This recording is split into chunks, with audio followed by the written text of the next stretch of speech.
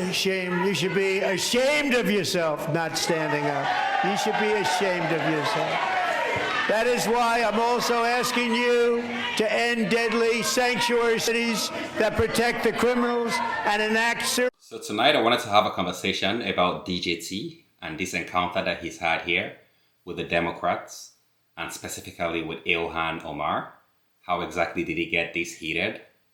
And then I'm going to be playing a clip as well of Ilhan Omar just before she came into this meeting, so we can kind of see where her mindset was at. Without further ado, let's dive right in.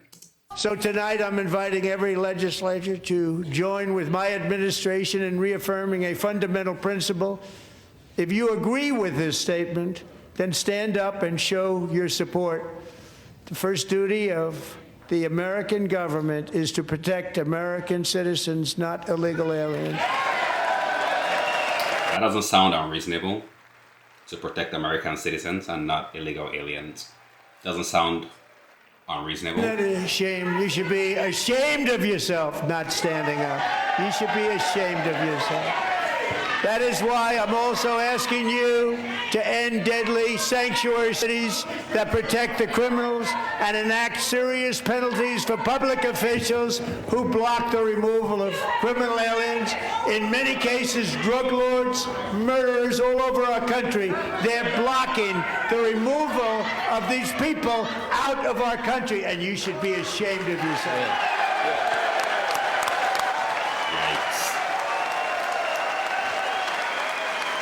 Has there ever been such division before, though, between the Democrats and the Republicans? Like, I feel like the temperature right now between both parties is a little bit crazy. But now, why do you think Ilhan Omar was so triggered? I think playing the clip of her just before she came into this meeting would shed some light on it. Let's see what happened. Hey everyone, we are getting ready for the State of the Union, and I have my guests here with me. It is really important for people to continuously remember the terror that was the occupation of ICE in Minnesota. We'll remember. And these are my constituents who have been drastically harmed by it. Here's Aliyah. Hi, friends. Here's Mubashir. Hi. We have Mary. Hi. And we have Gerardo. Do you want to tell them a little bit about you? Yeah, so I'm here because my dad was taken on January 9 by ICE. Like thousands of others, he was taken. When it says taken, does it mean like Liam Neeson taken? Like, what does he mean by taken? Like, was ICE just taking people? Like, any of my friends in America, let us know down in the comments below. Do you know what happened in Minnesota where they just taken people off the streets? Or was it that people were refusing to show the pieces of ID to identify themselves? By ICE, and the next day moved, they sent to Texas, to Camp East, Montana, in El Paso, Texas. He's been there for, he's been moved to New Mexico now, but he's been there, he's been detained for the past 6.5 weeks. This is a man who's lived an honest, hardworking life, someone who believes in the American dream. He became a first-time homeowner just a few months ago, last summer, and someone who really just deserves to have a life here. And a beloved neighbor that we're going to fight to keep here. Exactly. Yes. So when she, like, I don't understand, right? When she says a beloved neighbor that we're going to fight to keep here, I really hope that he has like some legal standing to be there, right? Because that, I mean, like, you can't just come into somebody's country without like a legal permission to be there, right? Like, I'm an immigrant myself. I didn't just expect to just be here, right? You know what I mean? Like, I needed to apply for my study permit. I needed to renew it before it got expired. You know, like, I had to then apply for a work permit. You know, like, follow the process, fellas. Here's Mary. Hi, my name's Mary Granlund. I'm the chair of Columbia Heights Public Schools. The world may have learned that we have children detained because of Liam. He is not the only one. We still have students and families and neighbors and friends in detentions, and we're not going to stop fighting for them until everybody is home and our communities are made whole again. Yes. Thank you. And Bashir? Hi, my name is Mubashir Hussein, and on December 9th, 2025, I was on my lunch break in Minneapolis, and I was detained by federal immigration agents.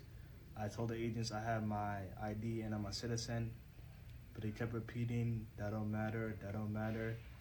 I am not part of a lawsuit against the Trump administration. But did he show them his ID, or he just said that he's a citizen? Because I think usually if you just show them your ID, then they will let you be on your way.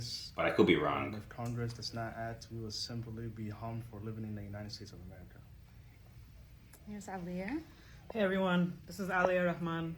A little over 5 weeks ago, I was on the way to a doctor's appointment when ICE smashed my car, pulled me out, carried me through the street, face first, and let me go unconscious after being dumped in a cell after being assaulted at the Whipple Center.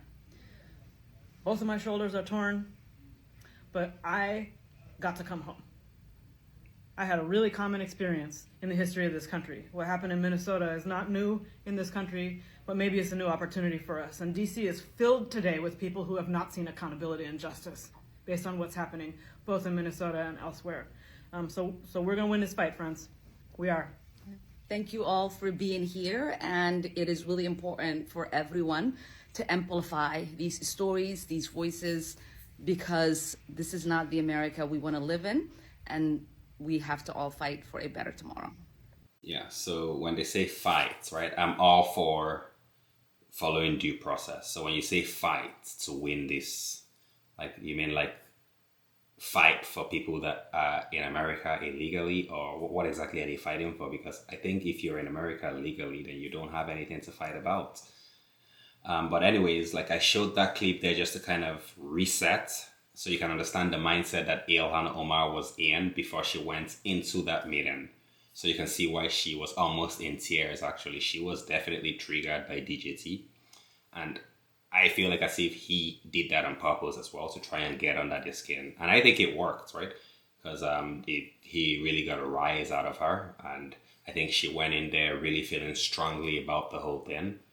And but anyways, I want to get your opinions down in the comment section below. How do you think that went? Do you think that Ilhan Omar was disrespectful to the President of the United States? Or do you think that Donald Trump was maybe unpresidential in the way he carried himself during that hearing? Let's talk about it down in the comment section below. Be sure to give this video a like and a subscribe, and I'll see you on the next one. Peace.